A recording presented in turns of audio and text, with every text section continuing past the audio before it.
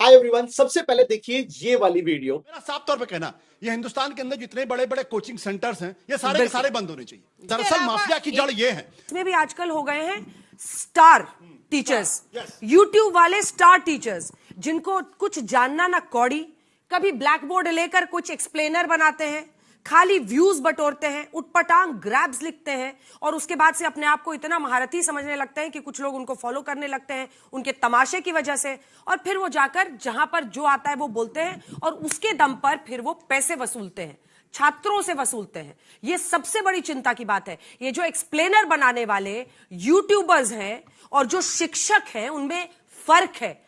ये जो आकर पैसों के लिए अपना धंधा बना रहे हैं एजुकेशन को, वो एक तरफ है, और इसी वजह से स्कूल्स, कॉलेजेस, यूनिवर्सिटीज में पढ़ाई नहीं होती है। तो आप सब लोगों ने इस वीडियो को देखा और इस वीडियो को देखने के बाद मैं बहुत सारे सवाल हमारी जो अंजना जी हैं उनके लिए लेके आया हूं। मैं तो अंजना जी ही कहूंगा क्योंकि उम्र में हमसे काफी बड़ी है, काफी तजुर्बा है। एजुकेशन लाइन से शायद उतना इनका अभी मेल मिलाप नहीं है। सो यहाँ पर अंजना जी एक बात बताइए, आपने कंपैरिजन किया ऑफलाइन एजुकेटर्स जिन्हें हम टीचर्स कहते हैं स्कूल के, वर्सेस आपने जो यूट्यूब के सो कॉल्ड स्टार जिन्हें आप कह रही हैं उनके साथ। तो मैं यहां से एक बात पूछना चाहूंगा कि जितने स्कूल के टीचर होते हैं, क्या उनमें से आधे से ज्यादा लोग, आधे से ज्यादा कह रहा हूं मैं, आधे से ज्यादा टीचर ये कोशिश नहीं करते कि स्कूल का बच्चा उनके पास ही ट्यूशन पढ़े? इसके पीछे वजह क्या है? क्यों वो स्कूल में अच्छा नहीं पढ़ाते हैं? क्या उनको जरूरत पड़ रही है कि ट्यूशन में ही बेहतरीन तरीके से पढ़ाया जाता है? जहां पे 60-70 1 लाख तनख्वाह मिल रही है, वहां पे आप कैसा पढ़ा रहे हैं कि ऐसी जरूरत आन पड़ी कि आपको 2,000 रुपए पर मंथ पर सब्जेक्ट के लिए आप बच्चों को फोर्स कर रहे हैं।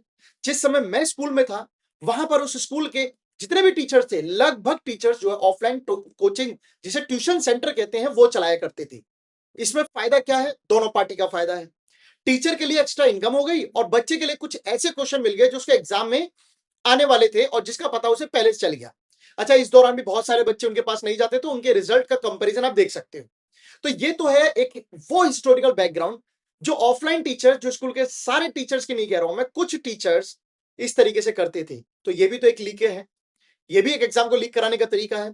अब बात आते हैं कि आपने जो बात बोली कि न कौड़ी न ज्ञान, यूट्यूब पे आए, बोर्ड उठाया और पढ़ाना शुरू कर दिया। तो मैम, इसको भी करने के लिए सबसे पहले आपको हिम्मत चाहिए, इसके लिए आपको एक्सपीरियंस चाहिए, अच्छा बोलने वाला चाहिए और नॉलेज तो होनी ही चाहिए, क्योंकि विदाउट नॉलेज तो फिर रील्स और शॉर्ट्स और फिल्म की कहानियां बनती है। एजुकेशन में ऐसी कोई स्टोरी आप बिना इन चीजों के तो बना नहीं सकते। हो सकता है कि मतलब हो सकता है कि आपका जो बच्चा हो वो भी ऑफलाइन ट्यूशन से पढ़ के गया हो या ऑनलाइन किसी ना किसी कोचिंग सेंटर में पढ़ा हो। तो आज आपको इतनी बुरी ये चीजें क्यों लग रही हैं? सरकार जब पेपर करवाती है, बहुत सारे ऐसे एग्जाम हैं जिनकी प्रिपरेशन स्कूल में नहीं होती है, उसके लिए बच्चा कहीं ना कहीं एडिशनली क्लासेस लेता है। तो फिर अगर सरकार को इस बात से प्रॉब्लम होती तो सरकार ही पहले बंद करवा चुकी होती। आज इस मुद्दे को आप उठा रही हैं, उससे बेहतर होता कि आप इन लाखों करोड़ों बच्चों की आवाज बन के उस पेपर लीक के मामले पे बोली होती, उस बच्चों की सीयूटी रद्द परीक्षा पे बोली होती, उस ओएसएम पैटर्न पे बोली होती, उस स्कूल के एग्जामिनर जिन्होंने उस पेपर को चेक किया, जिनकी विदाउट ट्रेनिंग उन्होंने चेक किया, उस पर बोली होती, या हिंदुस्तान में उन लोगों के लिए बोली होती जिनके वाकई में इस देश में वो मुद्दे थे जो सॉल्व हो जाते और आपको शायद दुआएं और हमारी जो जर्नलिज्म, पूरी एंटायर जर्नलिज्म को दुआएं देते। आज कितने ऐसे मास मीडिया करके स्टूडेंट हैं जो आना चाह रहे हैं, जो करते हैं, बहुत अच्छा कर रहे हैं, बट वहां पर भी स्टार जो मतलब कहते हैं ना कि आप लोगों की लाइन में भी तो स्टार है, आप लोग भी तो जैसे हमें स्टार फैकल्टी कहते हो, वैसे आप लोगों की लाइन में कितने सारे जो है न्यूज एंकर हैं, मीडिया पर्सन है, उनमें से कितने ही लोग लाइमलाइट में हैं। तो क्या आपके यहाँ ये स्टार फेवरिज्म नहीं चलता है? आपके यहाँ भी ये फेवरिज्म चलता है। तो फिर बुरा क्या है इसमें? ऐसा मानते हैं इस बात को कि हर चीज में बुराई है पर हर चीज में अच्छाई भी है। आपने बोला कि मतलब सो कॉल्ड जो स्टार फैकल्टीज है, ठीक है, बट कुछ ऐसे भी तो हैं जो स्टार फैकल्टीज नहीं है, वो भी तो दिनों रात मेहनत कर रहे हैं। तो हर कोई अच्छा, हर कोई बुरा तो है नहीं। तो आपको थोड़ा सा इस बात पे सोचना चाहिए था। और मुझे ऐसा लगता है कि जब एजुकेशन सिस्टम अगर सुधारना ही है तो ये सरकार से अपील है मेरी, अगर रेगुलेशन लेके आए तो पूरी एंटायर कोचिंग इंडस्ट्री पे नहीं, फिर पूरी एजुकेशन सेक्टर पे जो है एक नया रिज्यूम, एक नया वे ऑफ जो है रिस्पॉन्सिबिलिटी आनी चाहिए। क्योंकि सिर्फ एजुकेशन सिस्टम में कोचिंग सेंटर को घेर लेना बार बार, ये कहां तक सही है? क्या स्कूल के लोग इसमें इन्वॉल्व नहीं होते हैं?